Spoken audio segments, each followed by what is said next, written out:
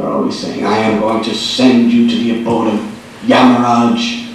Today your body will be the food for the jackals.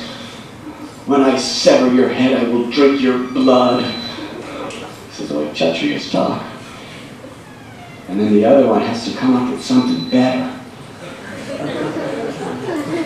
And then after they psychologically assault each other, then they begin their fight. Well, monkeys, they know how to do this. First they show their teeth. And then they make their eyes really mean, like they hate you to the core of your hearts. They hate your body, your mind, they hate your very soul. That's the way they look at you. Then they start making these horrible, shrieking, growling sounds. You know how to make those sounds? There you go. And then they just start going like this. So they were doing this to this man. They didn't touch him. They were just looking at him and snarling at him and showing teeth at him and making attempts. He was trembling. Like a 2-year-old child in the middle of the winter. He was just trembling. And they just went right up to him and took all the grocery bags out of his arms. And he did not even raise a finger to defend himself. And these little tiny monkeys were about 1/50th his size. Maybe 1/10th his size, to be literal. And they just walked away with everything he had, and he just stood there, afraid to move. Then he left. Then I saw a little boy, about this age. Maybe about 5 years old. 5 years old? Oh, correct. Like, stand up. A little boy like this. He was exactly that size, if I remember. And he came right into that assembly of monkeys. And he picked up a stone. And all the monkeys screamed for their lives and ran away into the trees. There you go.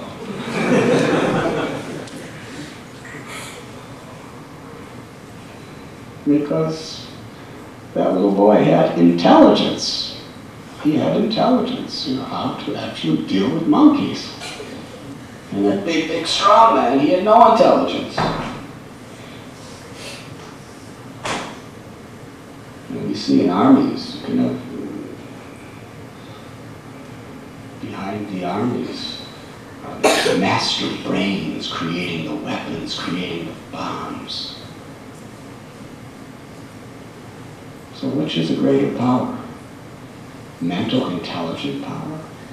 Or just gross physical power?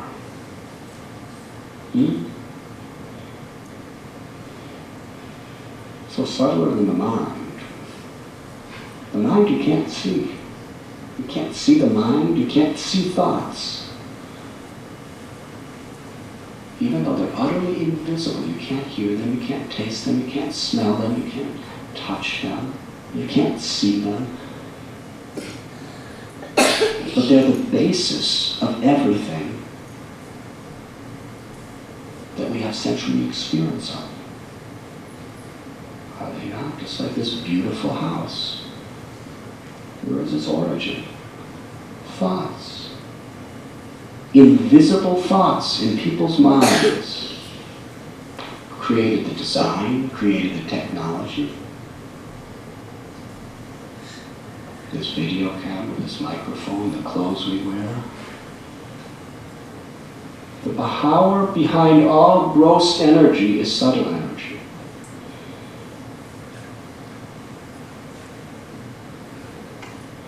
And even in this gross energy, the subtler we learn to manipulate the gross energy, the greater power we can find in it. What is an atomic bomb? It's very subtle.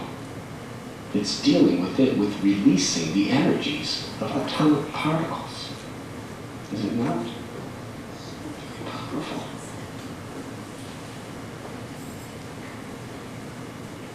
But subtler than the subtlemost particles of gross energy is the mind, then the intelligence, and the ego. So these great yogis like Kardama Muni, they actually learn the art through yogic process of manipulating the gross, the subtle elements. And through sound, through perfectly vibrating particular sound vibrations, they could create incredible, miraculous effects. And if we think that this is impossible, we're very, very small-minded, unscientific.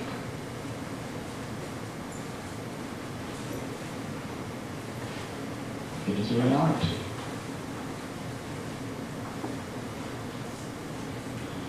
As the age of Kali progresses, people become more and more and more grossly, sensually attached and attracted.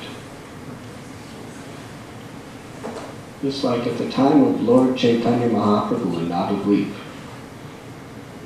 the great sporting events were philosophical debates. What do you want? The real heroes of society were those who could philosophically debate and defeat others. Now it's boxers and basketball players and football players who can just throw balls and punch people and jump on people. There you go. And how many people go to the local football game? Stadium, 80,000.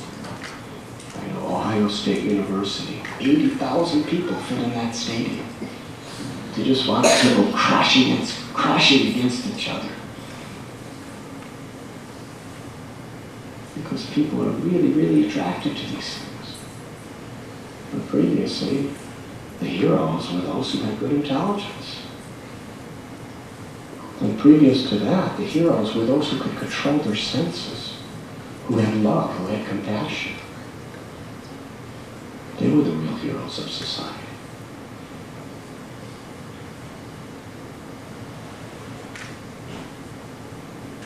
In India, there is still that sense.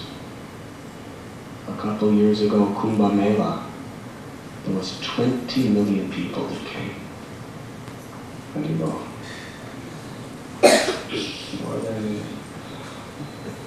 More than,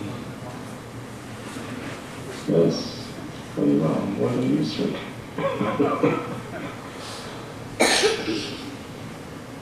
So yes, the great heroes of the times of the past were people who actually had saintly, godly qualities. But today the great heroes are women who have beautiful bodies, men who are strong and handsome, people who can sing very nicely and agitate people's minds.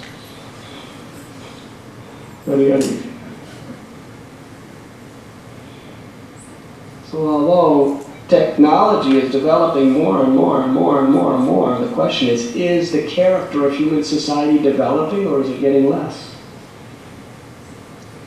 What are people respecting? What are people honoring? What are people taking interest in?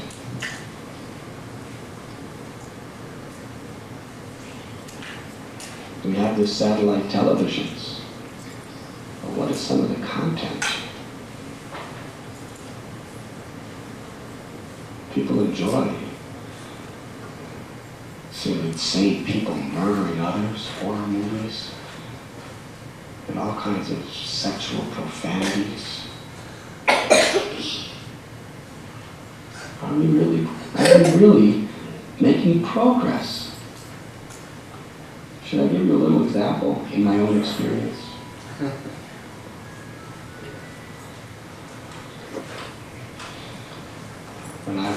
When I was young,